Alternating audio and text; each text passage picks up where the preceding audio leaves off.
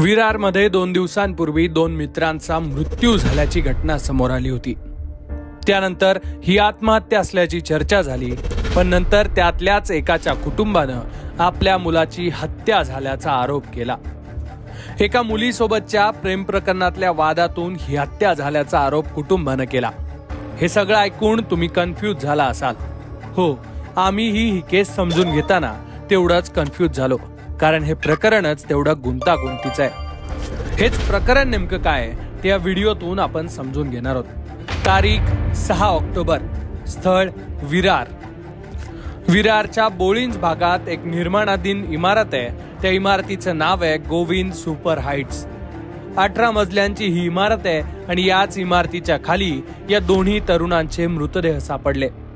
ज्यांचे मृतदेह सापडले त्यातल्या एका मुलाचं नाव आहे श्याम सनत गोरई, वय 20 वर्ष, आणि दुसऱ्या मुलाचं नाव आहे आदित्य राज सिंग, वय 21 वर्ष।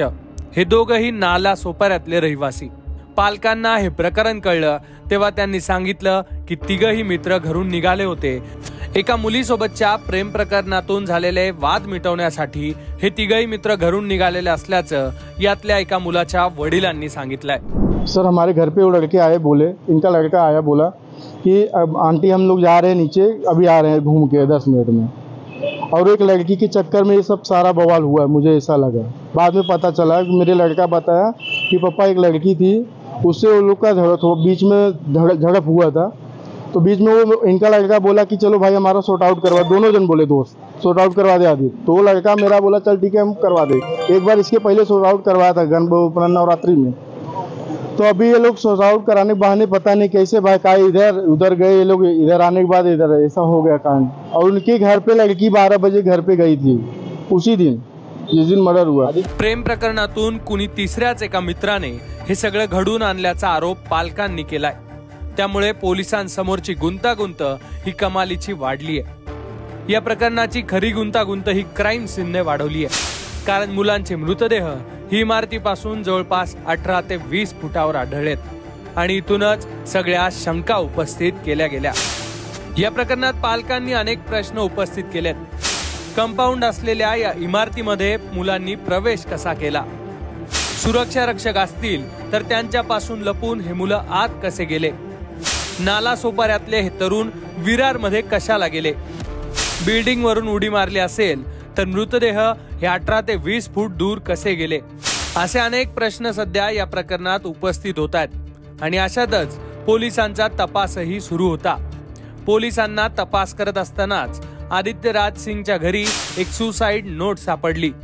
आदित्यचा प्रेमभंग झाला होता आणि तो ज्या मुलीसोबत रिलेशन मध्ये होता तिचं तिसऱ्याच मुलासोबत काहीतरी सुरू होतं आणि हेच सहन झालं नाही म्हणून आदित्य अस्वस्थ होता आणि त्यामुळेच आदित्यने हा निर्णय घेतला असल्याचं या चिठ्ठीमध्ये उल्लेख करण्यात आलेला आहे। पण प्रकरण इथंच संपत नाहीये, कारण आदित्यचा मित्र श्यामच्या मृत्यूचं कारण हे अजूनही स्पष्ट नाहीये आणि त्याच्याही पेक्षा मोठा सस्पेन्स आहे तो घटनास्थळी असलेल्या तिसऱ्या व्यक्तीबद्दलचा, कारण आणखी एक कॅरेक्टर या सगळ्या घटनास्थळी असण्याची शक्यता पालकांनी व्यक्त केलेली आहे।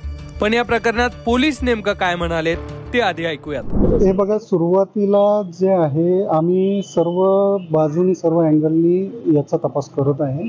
सुरुवातीची जी प्राथमिक माहिती आहे की मुलं पडल्यानंतर तात्काळ त्या बिल्डिंगसाठी जो एक वॉचमन तिथे नेमलेला होता, त्या वॉचमननी आवाज ऐकल्यानंतर ते पाहिलं आणि तात्काळ पोलीस स्टेशनला कळवलेलं आहे। आणि पोलीस स्टेशनला कळवल्यानंतर साधारण 4 मिनिटांमध्ये आमचा स्टाफ जो आहे तो स्पॉटवरती पोहोचलेला आहे आणि ती साधारणतः 18 माळ्याची बिल्डिंग आहे। त्यामुळे बिल्डिंगवरून खाली येण्याचा जो वेळ आहे तो सुद्धा म्हणजे चालत येण्याचा वेळ जवळपास 10 मिनिटांपेक्षा जास्त वेळ लागतो आणि त्याच्या अगोदरच आमचे स्टाफ जो आहे तो ऑलरेडी स्पॉटवरती पोहोचलेला आहे। विरार पोलीस सध्या या प्रकरणाचा तपास करतायत। सुसाइड नोट मधला प्रेमभंगाचा विषय, तिसऱ्या मुलावर झालेले आरोप, यामुळे हे प्रकरण आणखी गंभीर झालंय।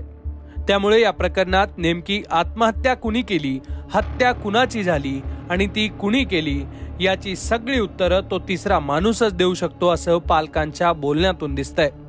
त्यामुळे आदित्य आणि श्याम सोबत नेमकं काय घडलं, ते घडवणारा किंवा घडवणारी कोण आहे हे आता पोलीस तपासातूनच समोर येणार आहे।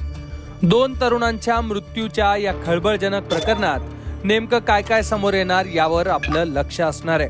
Bureau report, Lokmat.